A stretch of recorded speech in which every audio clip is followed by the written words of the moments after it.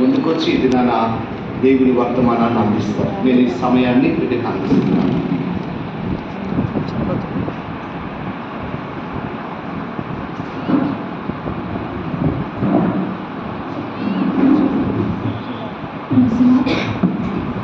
ప్రార్థన చేశారు. స్తుతి స్తుతి స్తుతి స్తుతి స్తుతి స్తుతి స్తుతి స్తుతి నాశనం గొప్పని వేలాపనాలు చేసిన తండ్రి ప్రభా, ఎక్కడైతే తండ్రి ఆశ్రయిస్తారని విషయంలో స్తోత్రం తండ్రి ప్రభాన ఈ సాయంకాల సమయంలో తండ్రి ప్రభా నీ సన్నిధిలో తండ్రి ప్రభాన సులువుదనాల్లో తండ్రి ప్రభా మేము మాట్లాడుకోవచ్చు తండ్రి ప్రభా మాతో మాట్లాడడం అందించు తండ్రి ప్రభా నేను నోటి గురుగా వాడుకున్న తండ్రి ప్రభా మనం మార్చుకోవాల్సిన తండ్రి ప్రభా మాకు తెలియజేస్తాను ప్రభా మాతో నెమ్మదిగా మాట్లాడమని తండ్రి ప్రభా మా హృదయాలను పరిశోధించను నీ మా వాక్కు మాకు తెలియచేయండి. ఈ కొద్ది మా ప్రభుత్వం చూడనే శ్రీకృష్ణ నడిపించున్నాం నేటి ధ్యానాంశం కోసం ఏర్పాటు చేయగల ధ్యానాంశము క్రీస్తుని ఎరుగుట. క్రీస్తుని ఎరుగుట అన్న అంశం మీద ఈరోజు మాట్లాడుతున్నాము. అయితే మొదటిగా మనము కొరింథీయులకు రాసిన మొదటి పత్రిక 2వ అధ్యాయము 1 నుంచి 5 వచనాలు చదువుతున్నాము. సహోదరులారా, నేను మీ ఎదురుకు వచ్చినప్పుడు వాక్చాతుర్యముతో కానీ జ్ఞానాతిశయముతో కానీ దేవుని మర్మమును మీకు ప్రకటించుచు వచ్చిన వాడను కాను. నేను యేసుక్రీస్తును అనగా సిలువ వేయబడిన యేసుక్రీస్తును తప్ప మరి దేనిని మీ మధ్య నిలుపుతుందని నిశ్చయించుకుంటుంది. మరియు బలహీనతతోనూ భయముతోనూ ఎంతో వణుకుతోనూ మీ యొద్ద ఉంటుంది. మీ విశ్వాసము మనుషుల జ్ఞానం ఆధారం చేసుకునుక దేవుని శక్తిని ఆధారం చేసుకుని ఉండవలనని నేను మాట్లాడినను సువార్త ప్రకటించినను జ్ఞానయుక్తమైన తీయని మాటలను వినియోగింపక పరిశుద్ధాత్మయు దేవుని శక్తియు కనపరచు దృష్టాంతములనే వినియోగించింది. అయితే మనం కొరింథీయులకు రాసిన మొదటి పత్రికను గమనించినట్లయితే కొరింథీయులకు పౌలు గారు రాసిన 2వ పత్రికగా దీన్ని మనం గుర్తించవచ్చు. మొదటి పత్రిక వలన కొరింథీ సంఘంలో కొన్ని గలిబిలీలు వారు సరిగా అర్థం చేసుకోకపోవడం వలన ఈ కొరింథీ పత్రిక అనేది మొదటి పత్రికని పౌలు గారు మనకి ప్రచురించలేదేమో, కానీ ఇది 2వ పత్రిక కానీ మొదటి రాసిన పత్రికను దాని కంటిన్యూషన్గా మనకి ఇప్పుడున్న మొదటి పత్రికను 2వ పత్రికగా రాశారు. ఆ 2వ పత్రికగా రాసింది కూడా ఎక్కడి నుండి రాశారంటే పౌలు గారు సువార్త దండయాత్రలు చేస్తున్న సమయంలో 3వ దండయాత్ర సమయంలో ఎఫెస్ నుండి మాసిదోనియాకు వెళ్ళే సమయంలో అక్కడ మాసిదోనియాకు వెళ్ళాలి అని నిశ్చయించుకున్నప్పుడు ఈ కొరింథీ సంఘాన్ని గుర్తు తెచ్చుకొని కొరింథీ సంఘంతో మాట్లాడాలి అన్న ఆలోచనతో, అంటే కొరింథీ సంఘంలో నుంచి కొంతమంది భక్తులు కొరింథీ సంఘంలో ఏ విధంగా ఉన్నారు, కొరింథీలో ఎటువంటి పరిస్థితులు ఉన్నాయనే సమాచారాన్ని పౌలు గారికి అందించడం జరిగిందనమాట. అలా అందించిన సమయంలో పౌలు గారు దేవుని చేత ప్రేరేపింపబడిన వారే పౌలు గారు ఏ విధంగా సంఘాన్ని దారిలో పెట్టుకోవాలి, సంఘాన్ని ఏ విధంగా నడిపించాలి, ఏ విధంగా ఎటువంటి పొరపాట్లు ఉన్నాయి వాటిని సరిదిద్దుకోవాలనే దానికోసమై పౌలు కొరింథీ సంఘానికి ఈ లేఖను రాస్తున్నట్టు మనం చూస్తాం అన్నమాట. అయితే కొరింథీ సంఘానికి పౌలు గారు కొత్తవారేమి కాదు, కానీ తన సువార్త పరిచర్య నిమిత్తమై మొదట్లో ఏథెన్స్లో సువార్త ప్రకటించడానికి వెళ్ళినప్పుడు ఏథెన్స్ నుండి కొరింథీకి వచ్చి, కొరింథు అంటే గ్రీసు దేశంలో ఒక ప్రముఖ పట్టణం అన్నమాట. ప్రముఖ పట్టణంలో ఈ పట్టణంలో వ్యాపారాలు, వాణిజ్యాలు, ఇలా అక్రమానికి సంబంధించినవి కానీ, ప్రేమ లేకుండా ఉండడం కానీ, లేకపోతే ఇలా చాలా విషయాల్లో కొరింథు వాళ్ళనే వెనకబడి ఉంటారు అన్నమాట. ఈ ఏథెన్స్ నుంచి కొరింథీకి వచ్చినప్పుడు వాళ్ళ దగ్గర ఏ విధంగా నడుచుకోవాలో అని ఆలోచించి వారితో 4 సంవత్సరములు కొరింథీ సంఘంలో పౌలు గారు సేవ చేసినట్లు మనం గమనించవచ్చు. ఏథెన్స్ సంఘంలో అయితే అక్కడ చాలా జ్ఞానవంతులు ఉండేవాళ్ళంట.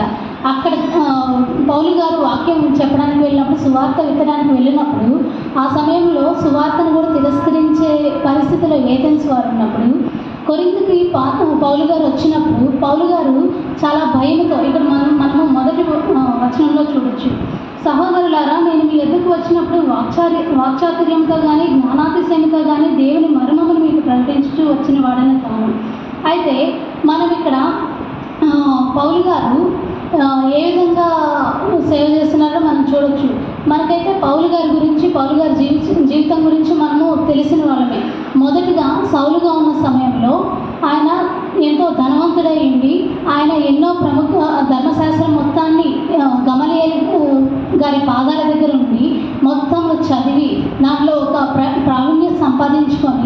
ఎన్నో తర్కవాదంతో వాదించి మరి కొన్ని డిబేట్స్లో కూడా పౌలు గారు చాలా రాణించేవారంట. అట్లాంటి సమయంలో సంఘాన్ని హింసించడానికి, సంఘంలో ఎవరైతే క్రీస్తు సువార్త చెప్తున్నారో, క్రీస్తుని అంగీకరిస్తున్నారో వారిని హింసించడానికి బహుబలమైన సేవ జరిగించిన సాధనంగా పౌలు గారు అప్పుడు వినియోగింపబడ్డాడు. ఎక్కడైతే సువార్త జరుగుతుందో అక్కడికి వెళ్ళడము, రాజుగారి దగ్గర నుంచి తాకీదులు తీసుకోవడము, వారిని చంపడము, ఇట్లాంటి పరిస్థితిలో ఉన్న పౌలు గారు అనుకోని క్షణాల్లో, అంటే దేవుడు ఎవరిని ఎలా సంధిస్తాడో తెలియని పరిస్థితుల్లో పౌలు గారు ఒకానొక దినంలో దమస్క ప్రాంతంలో దేవుడు సౌలుని దర్శించడము, పౌలుగా మార్చడం అనేది మనం చూస్తుంటాం అన్నమాట. మనకి ఇదంతా తెలిసిన విషయమే. కానీ పౌలు గారు అయితే మొదటి నుంచి దేవుని ఎరిగిన వారు కాదు. ఆయనకున్న తర్కవాద జ్ఞానంతోనూ, పరిణితి చెందిన జ్ఞానంతోనూ, వీటన్నిటితోనూ ఎంతో గొప్పగా ఆయనకున్న వాక్చాతుర్యాన్ని బట్టి గొప్ప గొప్ప ప్రసంగాలు చేయొచ్చు. కానీ పౌలు గారు అయితే ఇక్కడ మనకు ఒకటే చెప్తున్నారు, నాకున్న జ్ఞానంతో. అంటే ఇక్కడ ఏ జ్ఞానాన్ని చెప్తున్నారంటే లోకానికి సంబంధించి, మనమందరం ఆలోచించే జ్ఞానం ఏదంటే లోకానికి సంబంధించిన జ్ఞానం. మనం ఒక డిగ్రీ చదివితే మంచి జ్ఞానం ఉందని, పిహెచ్డీ చేస్తే ఒక జ్ఞానం ఉంది, మేము పెద్దగా ఎక్కువ జ్ఞానం కల వాళ్ళం అని మనం అనుకుంటాం కదా. ఆ జ్ఞానంతో నేను చెప్పడం లేదు, కానీ నాకున్న వాక్చాతుర్యంతో నేను మాట్లాడలేదు. కానీ నేనైతే దేవుని మర్మమును ఏ విధంగా పౌలు గారు గ్రహించారంటే, పరలోకం నుండి దేవుడు తనతో మాట్లాడుతున్న విషయాల్ని, ఎవరికి ఏది చెప్పమంటున్నారో, ఏది విత్తమంటున్నారో, ఎవరిని ఏ విధంగా సరిచేయాలో వాటిని బట్టి ఆయన సొంత నిర్ణయం కాకుండా, సొంత మాటలతో కాకుండా దేవుని నుండి వచ్చే మాటలని అందరికీ చెప్పడం జరుగుతుంది అన్నమాట. అంతేకాని మామూలుగా మనం మాట్లాడితే ఎవరు మారరు. మన హృదయంలో నుంచే, మన నోట్లోంచి వచ్చే మాటల వలన ఎవరు ఒక్కరి ఆత్మను కూడా మనం సంపాదించలేము. కానీ మన దేవుని నుంచి మనం తీసుకున్న వాక్కు ద్వారా, దేవుని నుండి మనం ఏ వాక్కునైతే తీసుకొని ఇతరులకు పంచుతామో ఆ వాక్కు ద్వారా మాత్రమే ఆత్మల రక్షణ అనేది కలిగి ఉంటుందని పౌలు గారు బాహాటంగా తెలిసి ఇక్కడ మనకు ఆ విషయము తెలియజేస్తున్నారనమాట. అయితే పౌలు గారు ఈ మాట చెప్తున్నారు. పౌలు గారి సామర్థ్యము ఎంతున్నా కూడా అందుకని తను తగ్గించుకొని దేవుని చేతకు అప్పగించుకొని, తన సామర్థ్యాన్ని పక్కన పెట్టి, తన జ్ఞానాన్ని పక్కన పెట్టి దేవుని చేతికి తగ్గించుకొని అప్పగించుకున్నాడు. కాబట్టే దేవుడు పౌలు గారిని అంత గొప్పగా తన పరిచర్యలో వాడుకోగలిగారు అనమాట. ఆ విధంగా అయితే మనం చూసినట్లయితే పౌలు గారి విద్యాభ్యాసము అపోస్తల కార్యం 22:3 మనం చూస్తాము. ఎట్లా ఆయన ఏ విధంగా చదువుకున్నాడు, ఆయన ఎంత గొప్పగా యూదుడు అని చెప్పడము. యూదుల్లో ఒక గొప్ప ఉంటుందంట. ఆ గొప్పని కూడా తగ్గించుకొని పౌలు గారు దేవుని పరిచయం చేయడానికి ముందుకు వస్తున్న సమయంలో ఆయన చాలానే భయంతో ఉండేవాడంట. ఆయనకి ఎంతో బలహీనత ఉండేదంట. బలహీనత అంటే మనము శరీర బలహీనత అని మనం చూడకూడదు. కానీ ఇక్కడ ఆయనలో క్రీస్తు సువార్తకు సంబంధించిన బలహీనత అనేది ఆయనకి చాలా ఉండేదన్నమాట. అలాగైతే 2:3-4 చదువుకుంటే, నేను యేసుక్రీస్తుని అనగా సిలువ వేయబడిన యేసుక్రీస్తుని తప్ప మరి దేనిని మీ మధ్య నిరూపుకుందనని నిశ్చయించుకుంటుని, మరియు బలహీనతలతోనూ భయముతోనూ ఎంతో వణుకుతోనూ మీ యొద్ద నుండి. అంటే ఇక్కడ పౌలు గారు చెప్తూ ఉన్నారు, ఆయనకున్న బలహీనత భయం ఏంటంటే, పౌలు గారు ఏథెన్స్ పట్టణంలో సువార్త జరిగించినప్పుడు అక్కడ చాలా కష్టపడాల్సి వచ్చిందనమాట. ఏమంటే ప్రతి ఒక్కళ్ళు వచ్చి అక్కడ ఎదుర్కోవడము, ప్రతి చోట కూడా ఆయనకి పౌలు గారికి అక్కడ నెగిటివ్ ఎదురొచ్చేదనమాట. ఎదురొచ్చి మాకెందుకు సువార్త చెప్తున్నారు, ఇట్లాగా ప్రతి ఒక్కరు తిరస్కరించేవాళ్ళు కాదు. కానీ అక్కడ అంటే ఏథెన్స్ వారు చాలా జ్ఞానం కలిగిన వారంట, ఏథెన్స్ పట్టణం వాళ్ళు. అందుకోసమని అక్కడ పౌలు గారు ఏ విధంగా తిరస్కరించబడ్డారో, ఇక్కడ దేవుని సేవ అవసరమైన చోట, దేవుని వాక్య అవసరమైన చోట కొరింథీలో చాలా అవసరం ఉంది. ఈ సంఘంలో నా బలహీనతల ద్వారా లేదా నాలో ఏదైనా లోపం ఉంటే ఆ లోపాన్ని నేను మనుషుల మధ్య నా సొంత తెలివితో కానీ నా జ్ఞానంతో కానీ నేను ముందుకెళ్ళినట్లయితే, నా తెలివి వల్ల, నా జ్ఞానం వల్ల, నా లోపం వల్ల దేవుని సువార్త ఎక్కడైనా వెనక్కి వెళ్తుందేమో. అంటే దేవుని సువార్త ఆ ఉపదేశం అనేది సఫలం కాదేమో అనే భయంతోనూ దానికి సంబంధించిన ఆ బలహీనతలో ఉండి బహుబలంగా అంటే దేవుని చేతికి అప్పగించుకొని దేవుని యొక్క పాదాల చెంత వేడుకొని కొరింథీ సంఘంలో సేవ జరిగించాడనమాట. దాని గురించి ఇక్కడ ఆ బలహీనత గురించి మన మధ్య పౌలు గారు వివరిస్తున్నారనమాట. తనలో ఉన్న లోపం అనేది ఏదైనా ఉంటే లోపాన్ని సరిచేసుకుంటూ ఆ లోపానికి ఎవరు వేలెత్తి చూపించకుండా ఉండడానికి దేవుని చెంత బహు ప్రాధేయపడేవారంట. అటువంటి పరిస్థితుల గుండా వెళుతూ పౌలు గారు ఈ సేవ జరిగిస్తున్న సమయంలో మనకి మాటలు చెప్తున్నారు. ఆనాడైతే కొరింథీ సంఘానికి చెప్పాడు, కానీ ఈనాడు మనతో బాహాటంగా మాట్లాడడానికి పౌలు గారి ద్వారా దేవుడు మనతో మాట్లాడడానికి ఇష్టపడతాడు. అయితే మనం వినడానికి సిద్ధంగా ఉన్నామా ఒకసారి ఆలోచించుకుందాం.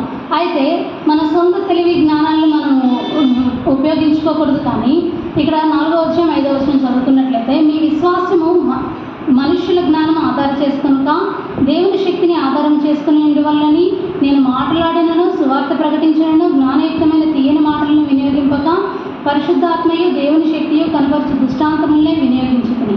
అయితే ఇక్కడ పౌలు గారు చెప్తూ ఉన్నారనమాట, దేవుని శక్తిని ఆధారం చేసుకొని ఉండాలని. అంటే మన శక్తి కాదు, కానీ దేవుని శక్తిని ఆధారం చేసుకోవాలి. మాట్లాడినను సువార్త ప్రకటించినను జ్ఞానయుక్తమైన తీయని మాటలను వినియోగింపక. అంటే ఈనాటి దినాల్లో మనం చాలా పరిచర్యల్లో చూస్తున్నాం, చాలామంది ప్రసంగికులు చాలామంది చెప్తూ ఉంటారు.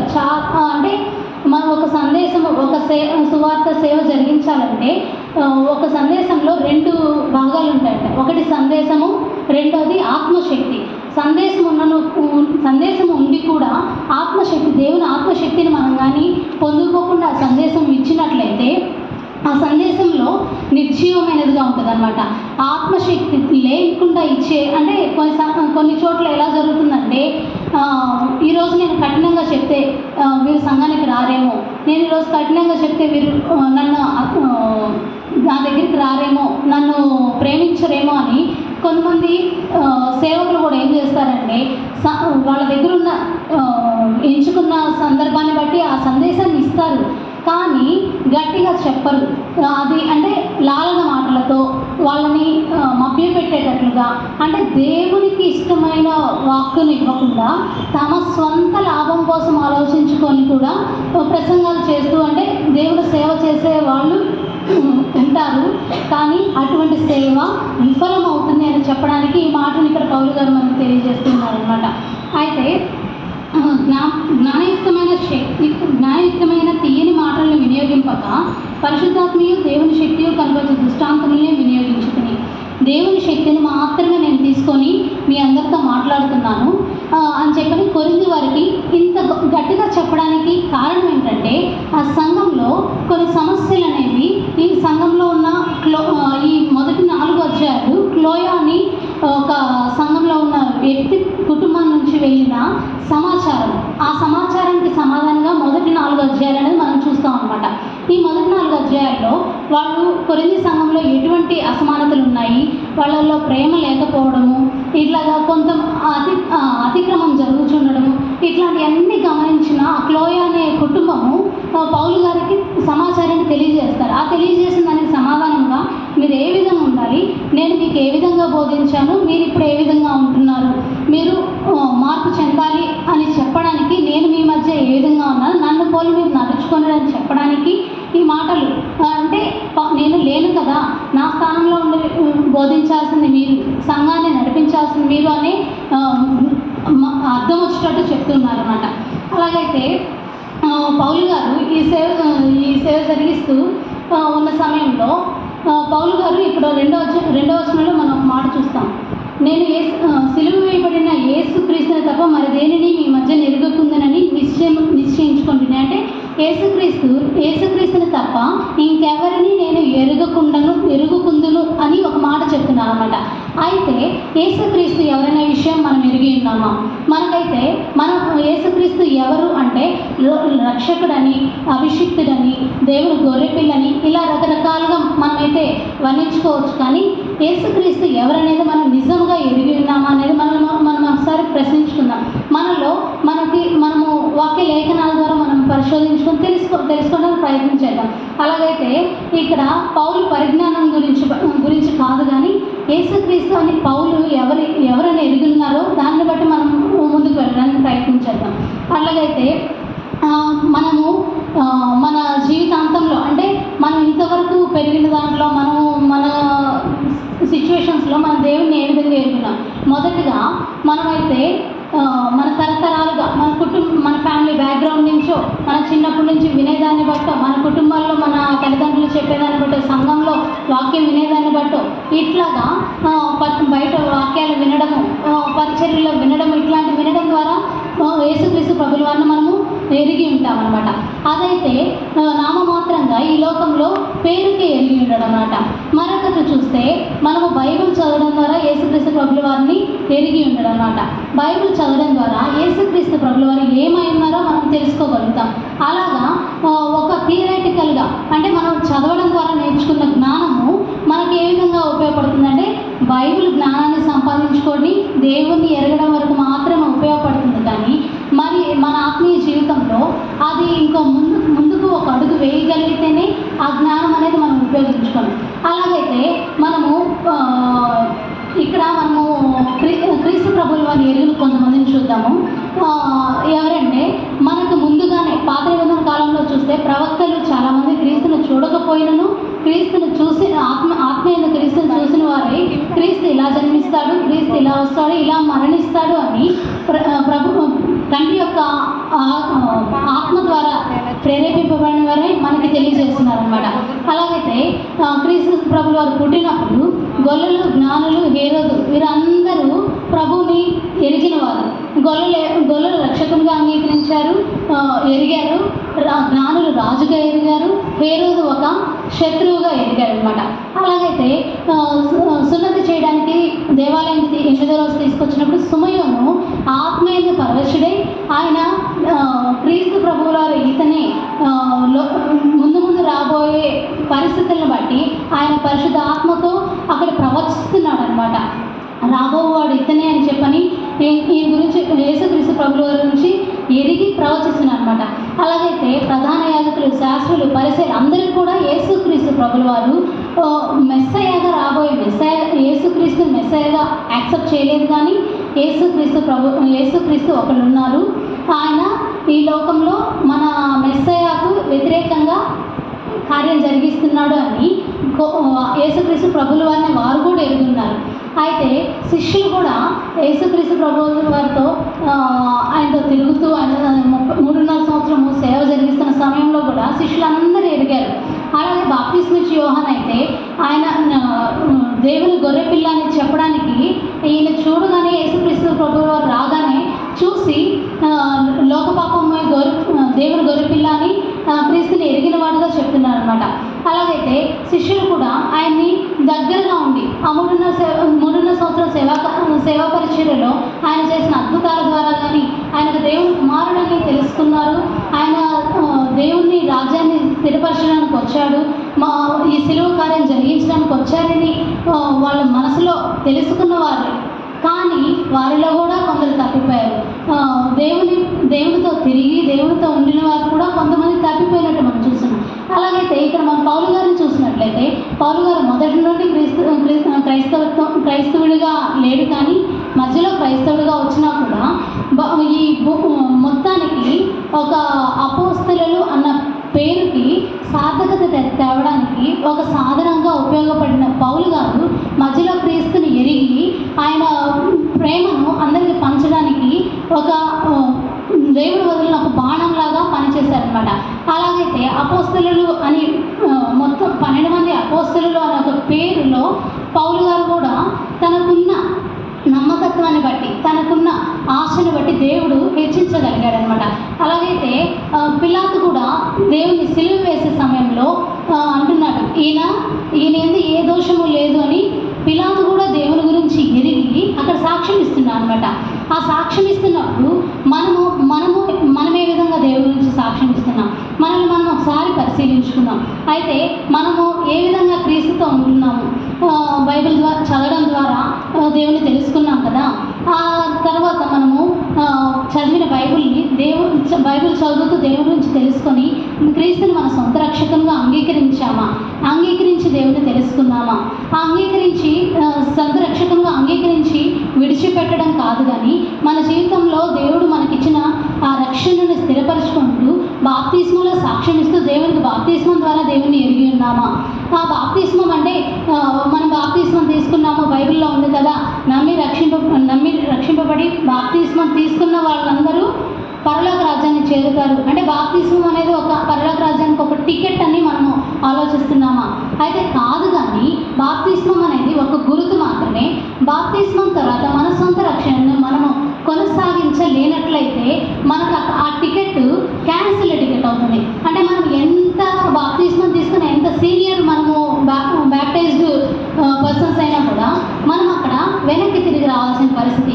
ఎందుకంటే బుద్ధిగల కన్యకలు బుద్ధి లేని కన్యకల విషయం చూస్తే వారు వేచి చూడడానికి అయితే వెళ్ళారు, కానీ సిద్ధపడని వారు వెనక్కి తిరిగి వచ్చినట్లు దేవుడు తలుపు వేసినట్టు మనం గమనిస్తున్నామన్నమాట. అలాగైతే మనల్ని మనం ఒకసారి పరిశీలించుకుందాం. మన సొంత రక్షణను మనము చూపించగలిగే వారంగా ఉన్నాము. అయితే మన సొంత రక్షణను మనం ఏ విధంగా చూపిస్తున్నాము? మనము యేసుక్రీస్తుని ఎరిగిన మనము మన చుట్టుపక్కల వారికి దేవునిని ఏ విధంగా పరిచయం చేస్తున్నాము? అంటే మనము తెలుసుకోవడము విడిచిపెట్టడం మనతో పాటే ఆగిపోతుందా? లేదా క్రీస్తు ప్రభువారు చేసిన సిలువ కార్యం ద్వారా రక్షింపబడిన మనము ఆ రక్షణని ఇతరులకు పంచేవారంగా ఉంటున్నాము. అయితే మనం ఏ విధంగా యేసుక్రీస్తు ప్రభుల వారి గురించి ఇతరులకు పంచుకోగలమంటే నోటి మాట ద్వారా చెప్పడం ద్వారా కొంత శాతం మాత్రమే నమ్ముతారు, కానీ మన ప్రవర్తన అంటే మనము గొప్ప మనకి ఒకే ఒక వచనం ఏంటంటే గలతీ 5:22లో ఉన్న ఆత్మ ఫలం అనే దాన్ని మనం కానీ పాటించినట్లయితే ప్రేమ, సంతోషం, సమాధానం, దీర్ఘశాంతం, దయాలత్వం, మంచితనం, సాత్వికం, విశ్వాసం, ఆశానిగ్రహం, వీటన్నిటిని మించినది ఏది మన జీవితంలో మనము పాటించినట్లయితే వీటన్నిటిని 9 కలిపి ఒక ఫలంగా మన జీవితంలో ఫలించినట్లయితే యేసుక్రీస్తు ప్రభుల వారిని మనం మన జీవితంలో చూపించిన వారం అవుతాం. ఈ ఆత్మ ఫలాన్ని మన జీవితంలో కొనసాగిస్తూ మనల్ని ఇతరులని ప్రభు వైపు ఆకర్షించే వారంగా ఉంటున్నామా? అయితే ఈనాటి దినాల్లో మనం చాలా చోట్ల చూస్తుంటాం, మేము రక్షింపబడ్డామంట, మన నోటితోనే దూషణ మాటలు, మన చూపులతో మోహపు చూపులు, ఇలా రకరకాలు ఉంటాయి అన్నమాట.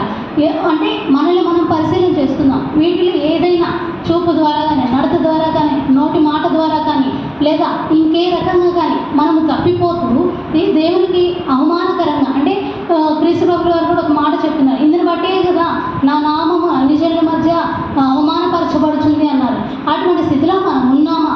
క్రీస్తు ప్రభువుని ఎరిగిన మనము మన జీవితాల్లో క్రీస్తుని ఒక 10 మందికి పరిచయం చేయగలిగిన వారు ఉంటున్నామా? లేదా పరిచయం అయిన వారు కూడా వెనక్కి తిరిగి రావడానికి కారణమవుతున్నామా? మనల్ని మనం ఒకసారి పరిశీలించుకున్నాం.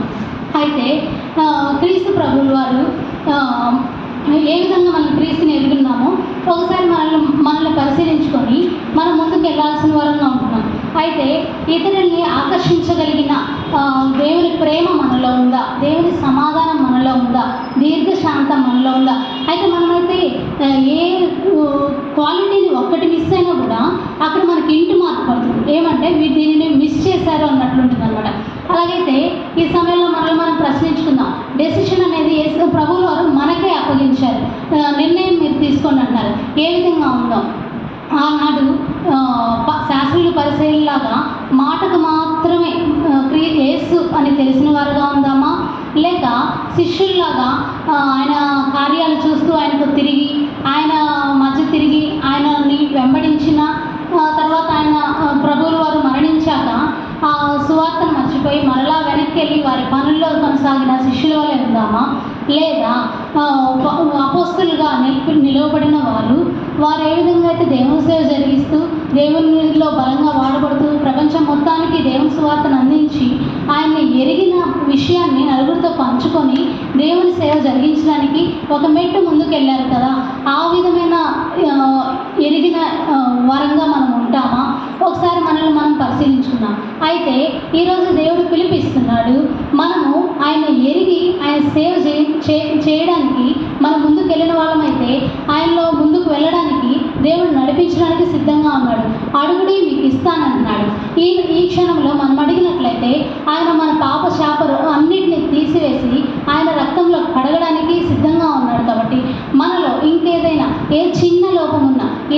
సరిదిద్దుకోవాల్సిన ఏమైనా ఉన్నాయి. మానవులుగా మనం చాలా బలహీనులం కాబట్టి ఆయన మనకి ఒక పిలుపునిస్తున్నారు. మనలో ఉన్న బలహీనతలు మనల్ని మనం పరిశీలించుకొని మనం దాన్ని రూపుమాపుకుందాం. అప్పుడు ప్రభువుకు దగ్గరగా ఉంటూ మన జీవితాల్లో ఆయనకి సాక్షులుగా నిలబడడానికి సహాయం చేస్తారనమాట. అటువంటి స్థితిలో ఈ సాయంకాల సమయంలో మనల్ని మనం పరిశీలించుకుందాం. మనల్ని మనము పరిశోధించుకొని ఆయనకి అగెనిస్ట్గా మనలో ఉన్న ఏదైనా చిన్న లోపమైనా సరిచేసుకుందాం. ఏ విధంగా అయితే పౌలు గారు తనలో ఉన్న లోపాలను సరిచేసుకొని క్రీస్తుని మాత్రమే ఎరిగి ఆత్మశక్తిని కలిగి కొరింథీలో సేవ జరిగించారో అటువంటి బలమైన సేవ జరిగించడానికి మనల్ని మనం కూడా పరిశీలించుకుందాము. మనల్ని మనం కూడా దేవునికి అప్పగించుకొని ఆయన బలమైన సేవ చేయడానికి మనల్ని ముందుకు నడిపించడానికి దేవుని శక్తిని కోరుకుందాం. ఆ రీతిగా మనం ముందుకు వెళ్ళడానికి ఇష్టపడితే ప్రభువుల వారు ఆత్మశక్తిని మనకు దయచేసి మనల్ని తన పరిచర్యలో భాగంగా వాడుకోవడానికి సిద్ధంగా ఉన్నాడు. అట్లయితే మనల్ని మనం ఈ క్షణాన్ని నిశ్చయించుకుందాం. మనల్ని మనము ముందుకు కొనసాగించుకోవడానికి మనల్ని మనము ప్రభువుకి అర్పించుకుందాం. అట్లయితే ఈ వాక్యం మనలో ప్రభు యేసుక్రీస్తు ప్రభు కృప ద్వారా ఇది ఫలించినట్లు మనలో మనము ముందుకు వెళ్ళడానికి ఆయన కృప మనకు తోడైండును గాక. ఈ కొద్ది మాటలు దేవుడు మన వెనుకల్లో దీవించును గాక. ఆమేన్.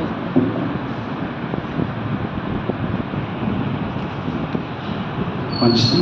ఎంతో శ్రేష్టమైన వర్తమానాలు తెలియజేసి ఎంతగానో ఈ 31వ రోజు దేవునికి మహిమకరంగా నడిపించిన సహోదరి దివ్యతేజకి ప్రభు పేరిట వందనాలు. నిజంగా చాలా సంతోషం. అద్భుతంగా బిడ్డ మాట్లాడింది. పరిశుద్ధాత్మ దేవుడు చాలా అద్భుతమైనటువంటి వర్తమానాలు బిడ్డ ద్వారా మనకు వినిపించారు. ఇంకా బిడ్డను ప్రభు పరిచర్యలో విరివిగా తన పరిచర్యను దేవుడు ముందుకు తీసుకుని వెళ్ళాలని మన అనుదిన ప్రార్థనలో ఆ బిడ్డ కొరకు మనం ప్రార్థన చేద్దాం. చాలా సంతోషం. నిజంగా చాలా తక్కువ సమయంలో బిడ్డకి నేను తెలియజేశాను. ఈ దినాన మీరు మాట్లాడాలని ఖచ్చితంగా ఎంతో ఇష్టంగా నేను మాట్లాడతాను సార్ అన్నారు. నిజంగా అందుని బట్టి మరొకసారి నేను బిడ్డని ప్రభు పేరిట అభినందిస్తున్నాను. ఎందుకంటే క్రైస్తవునిగా మనం అందరం కూడా మన ఆత్మీయతలో సిద్ధపాటు కలిగిన జీవితాలను మనం జీవించాలి. ఎందుకంటే ఈ దినాన మాట్లాడిన అంశాన్ని చూస్తే క్రీస్తుని మనం ఎరిగిన